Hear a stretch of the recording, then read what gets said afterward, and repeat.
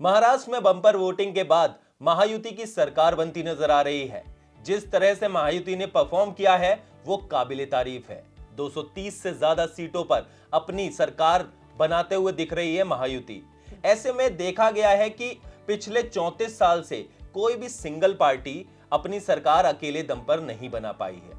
अब इस बारे में हम बात करेंगे ब्रिज द्विवेदी से। ऐसी सिंगल पार्टी कोई भी महाराष्ट्र में अपनी सरकार नहीं बना पाई। बिल्कुल आपने सही कहा मोहित कि 1990 से मतलब 34 साल हो गए हैं। कोई भी पार्टी सिंगल लार्जेस्ट मतलब अकेले अपने दम पे सरकार नहीं बनाई है।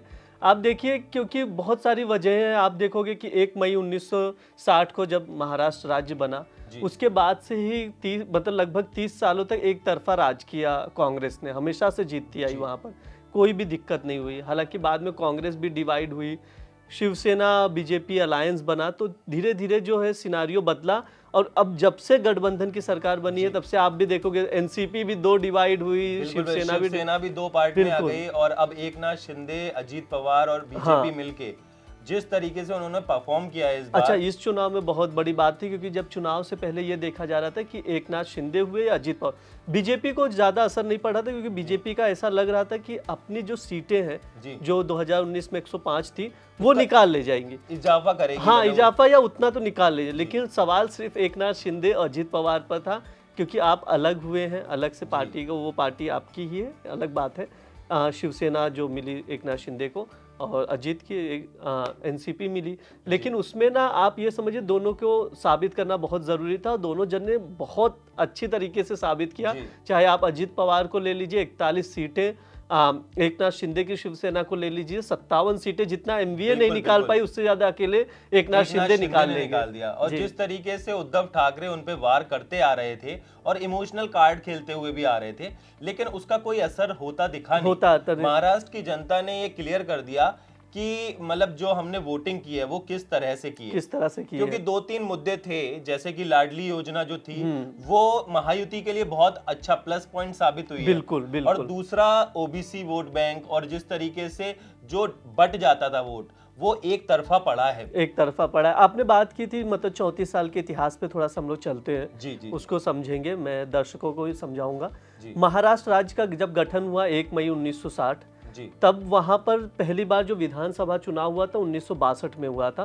तब कांग्रेस अकेले दम पर 215 सीटें निकाली थी। अच्छा, आप देखिए मतलब कितनी बड़ी चीज है। आज 230 प्लस 3 पार्टियां गठबंधन करके निकाल रही है। 288 में से मतलब अकेले उसने उस टाइम पे निकाली 215 सीटें निकाली थी। 1967 में 203 सीटें।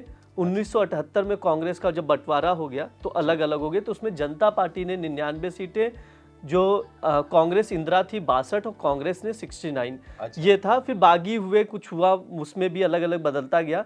असली खेल शुरू हुआ, शिवसेना तो 19 जनवरी 1966 में गठन हुआ, लेकिन असली खेल शुरू हुआ जब 89 में शिवसेना और भाजपा का गठबंधन हुआ। अच्छा, पहली बार ऐसा हुआ कि गैर कांग्रेसी सरकार बनी 1990 में, और मनोहर जोशी जो थे वहाँ के बाला साहेब ठाकरे और मनोहर जोशी ने उस टाइम पे मिलके हाँ, तब पहली बार जो जोशी है, मनोहर जोशी, वो मुख्यमंत्री बने शिवसेना की ओर से।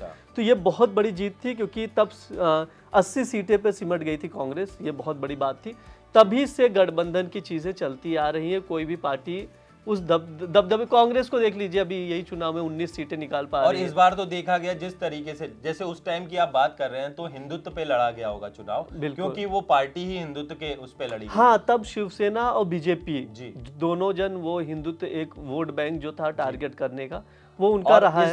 इस बार भी वही दिखाया है कि जिस तरीके से नारेबाजी हुई, हाँ, कि कटेंगे तो बटेंगे, बटेंगे तो कटेंगे, इस तरीके से जो नारे दिए गए वो भी कहीं ना कहीं इस बार बहुत इम्पैक्टफुल साबित हुआ। देखो क्या था, जब ये नारा दिया गया योगी आदित्यनाथ ने महाराष्ट्र में जाके दिया, तो उनका जो इंटेंशन था वो क्लियर था कि हमें हिंदू वोट बैंक टारगेट करना है। उसमें दलित, ओबीसी सब आएंगे, जनरल कैटेगरी से लेके। उन्होंने इसी वजह से एक भी मुस्लिम कैंडिडेट नहीं उतारा बीजेपी ने महाराष्ट्र, एक भी मुस्लिम कैंडिडेट नहीं उतारा, क्योंकि उनको पता था हमारा वोट बैंक ये है, हमें ये टारगेट करना है। उसी के अकॉर्डिंग चले गए। अब देख लीजिए आप, अभी उनकी सरकार, मगर ये आप खुद देखिए कि बीजेपी ने 149 सीटों पे अपने इलेक्शन लड़े और उसमें से उसके अकेले 132 सीटें, मतलब 90% से ज्यादा का स्ट्राइक रेट, ये अपने में काबिल तारीफ, बहुत बड़ी बात है। क्योंकि चुनाव से पहले किसी को नहीं लग रहा था एक तरफ तो ये भी लगने, जैसे एग्जिट पोल आए वो अलग बात है, लेकिन उससे पहले माहौल ये भी बना था कि उद्धव का दबदबा ज्यादा है महाराष्ट्र में, क्योंकि बाला साहब ठाकरे के लड़के हैं, इस तरह से शिवसेना का काफी ज्यादा प्रभाव रहा है। लेकिन जब नतीजे आए तो एकदम पूरी तरह से जनता ने नकार दिया। राज ठाकरे की बात करिए, एक भी खाता ही नहीं खुला, उनके बेटे अमित ठाकरे वो तक हार गए। इतनी बड़ी बड़ी बयानबाजी होती थी तो दिखे नहीं कोई भी। जैसे हमने देखा कि 2019 में शिवसेना और बीजेपी मिलके साथ में चुनाव लड़े थे, लेकिन इस बार जिस तरीके से देखा, उद्धव ठाकरे ने कांग्रेस के साथ मिलकर अपने चुनाव लड़ा और उन्होंने बयानबाजी बीजेपी के खिलाफ की, जिसका असर मतलब वो साफ साफ दिख रहा है कि महायुति को भारी बहुमत से, जो आपने कहा बिल्कुल सही कहा कि शिवसेना का जो वोट बैंक था पहले से हिंदुत्व वाला रहा है, लेकिन उसने जब कांग्रेस से अलायंस किया तो कहीं ना कहीं कांग्रेस का वोट बैंक मुस्लिम रहा है, शुरू से रहा है। तो उस कंडीशन में ना शिवसेना ये इस तरफ हो सकी ना इस तरफ, बैलेंस करने के चक्कर में वो फंस गई। और उद्धव ठाकरे को इसका लॉस सबसे ज्यादा अगर कोई झेला तो उद्धव ठाकरे।